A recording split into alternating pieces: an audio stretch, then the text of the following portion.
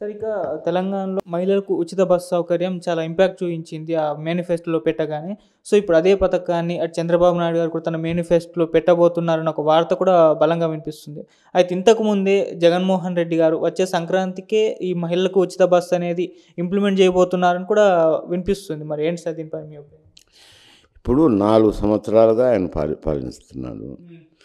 4 సంవత్సరాల నుంచి ఉచిత బస్సు సౌకర్యం కల్పిస్తాను మహిళలకని ఎప్పుడు చెప్పలేదు. హ్మ్. ఇప్పుడు తెలుగుదేశం పార్టీ వాళ్ళు మేము ఉచిత బస్సు ఆంధ్రాలో కూడా మా మేనిఫెస్టోలో పెడతామని వాళ్ళు ఓపెన్గానే మాట్లాడుతున్నారు. పత్రికల్లో కూడా వచ్చినాయి. ఏదో ఇంట్లో మాట్లాడుకోవడం లేదు, వ్యూహంలో మాట్లాడుకోవడం లేదు. బయటికి బహిర్గతంగానే పత్రికల్లో మేము ఉచిత బస్సు సౌకర్యం ఆంధ్రప్రదేశ్లో కల్పిస్తామని వాళ్ళు చెప్తున్నారు. చెప్పినప్పుడు అది ఈ 4 సంవత్సరాలు పెట్టకుండా ఇప్పుడు పెడతాన్నారంటే వాళ్ళు చెప్పినారనే కదా పెడతాన్నారనేది వస్తుంది. ఇటువంటివి సహజంగా జరుగుతుంటాయిలేండి. మేము ఐ థింక్ 85వ సంవత్సరంలో అనుకుంటా, 83వ సంవత్సరంలో ఈ ఉచిత బియ్యం ఆయన ₹2 కేజీ బియ్యం అనేది ప్రకటించినారు రామారావు గారు. ప్రకటించినాక ₹1.90 కేజీ బియ్యం అని కాంగ్రెస్ ప్రభుత్వం, అప్పుడు కాంగ్రెస్ ప్రభుత్వంలో మేము కూడా ఉన్నాము, ₹1.90 బియ్యం పథకాన్ని ఇంప్లిమెంట్ చేయడం జరిగింది. కానీ మొదట చెప్పిన రామారావుకే వాళ్ళు ప్రిఫరెన్స్ ఇచ్చినారు, కానీ ₹1.90 సప్లై చేసింది చూడలే. అందువల్ల ఎవరు చెప్తారో వాళ్ళకే ముందు ప్రిఫరెన్స్ ఇస్తారు. సార్ ఇప్పుడు ఈ మహిళలకు ఉచిత బస్సు అనేది మేనిఫెస్టో వీళ్ళు ప్రకటించిన వీళ్ళు ఒకవేళ ఇంప్లిమెంట్ చేసినా ఇది వచ్చే ఎలక్షన్స్లో ఇంపాక్ట్ చూపిస్తుందా? అంటే మళ్ళీ ఇది తెలంగాణలో చేస్తారు, ఇక్కడ చేస్తున్నారన్న ఒక వాదన ఏమన్నా వినిపించే అవకాశం ఉందా? కాదు, ఇది కర్ణాటకలో కూడా ఉచిత బస్సు సౌకర్యం కల్పించినారు. తర్వాత ఇక్కడ తెలంగాణలో కాంగ్రెస్ పార్టీ, అదే కాంగ్రెస్ పార్టీ ఉచిత బస్సు సౌకర్యం అన్నారు. అక్కడ పెట్టచ్చు, కాకపోతే ఆర్టీసీ ఆ భారాన్ని మోయాల్సింది వస్తుంది. మహిళలు ప్రయాణం చేసినప్పుడు మహిళల నుంచి టికెట్ రావు కానీ ఉచితంగా ప్రయాణం చేస్తారు. ఆ లాసును గవర్నమెంట్ పూడ్చాల్సిందే కదా. అంటే ప్రభుత్వం గ్రాంట్ రూపంలో ఆర్టీసీకి ఇవ్వాలా.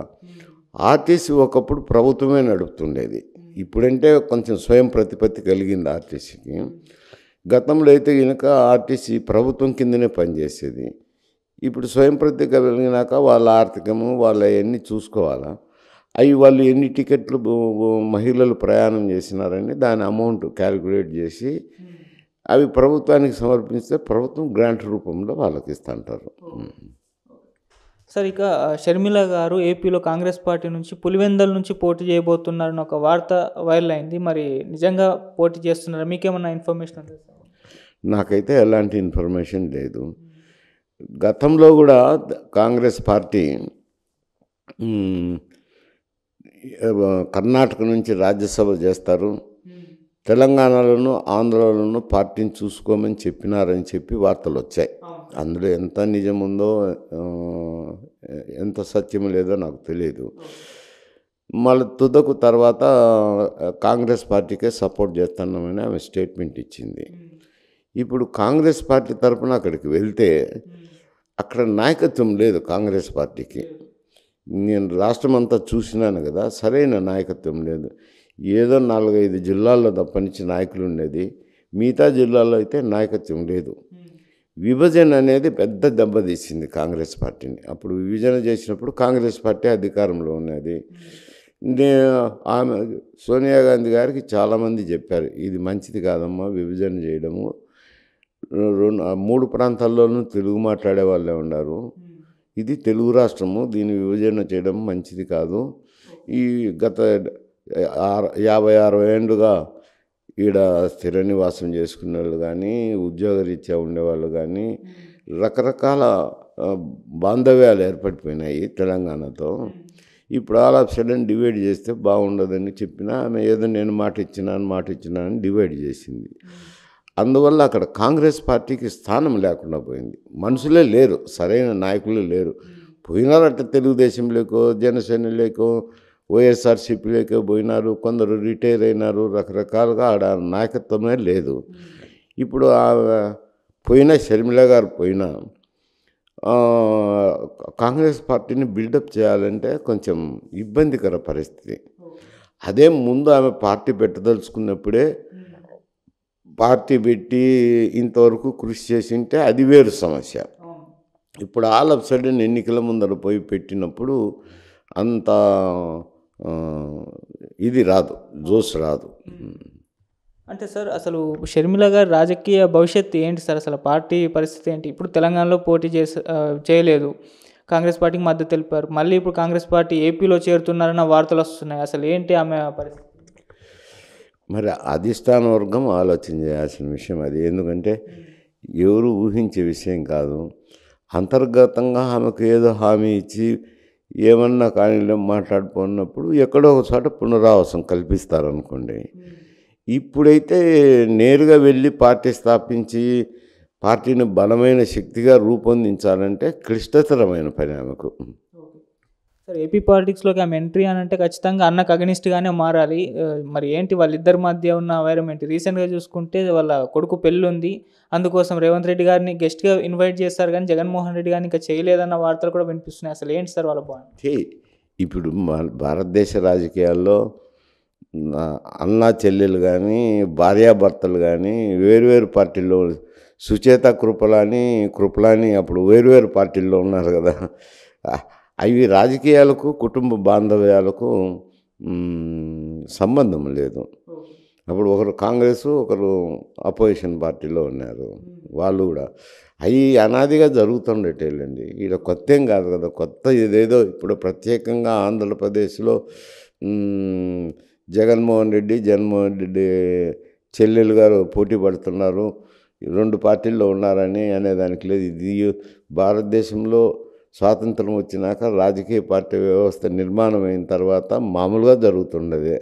అన్న ఒక చోట, చెల్లెళ్ళు ఒక చోట, తమ్ముడు ఒక చోట, అన్న ఒక చోట, బావ ఒక చోట, బామ్మర్ది ఒక చోట, రకరకాలు జరుగుతున్నాయి కదా. ఇప్పుడు తరిమల నాగిరెడ్డి వాళ్ళు బంధువులే కదా. కానీ తరిమల రామచంద్రారెడ్డి గారు కాంగ్రెస్ పార్టీలో ఉంటారు. రకరకాలు ఉన్నాయి, ఇవన్నీ చాలా చోట్ల జరుగుతున్నట్టు. రాజకీయాలు వేరు, కుటుంబాలు వేరు అంటారు. రాజకీయాలు వేరు, కుటుంబాలు వేరే కదా. అవి మొదటి నుంచి జరుగుతున్నదే అంట. ఆంధ్రప్రదేశ్లో కాదు, ఆల్ ఇండియా లెవెల్లో.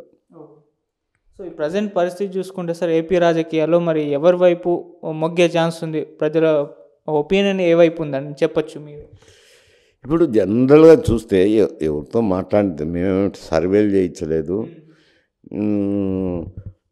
కనపడిన వ్యక్తులతో మాట్లాడినప్పుడు 10 మంది చోట పెళ్ళిళ్ళను అక్కడ ఇక్కడ మాట్లాడుతున్నప్పుడు చెప్పేది ఏమిటానంటే జనసేన తెలుగుదేశం కలిస్తే కలిపి కంటెస్ట్ చేస్తే ఆ పొత్తే గెలుస్తుంది, వైఎస్ఆర్సీపీకి ఇబ్బందికర పరిస్థితి.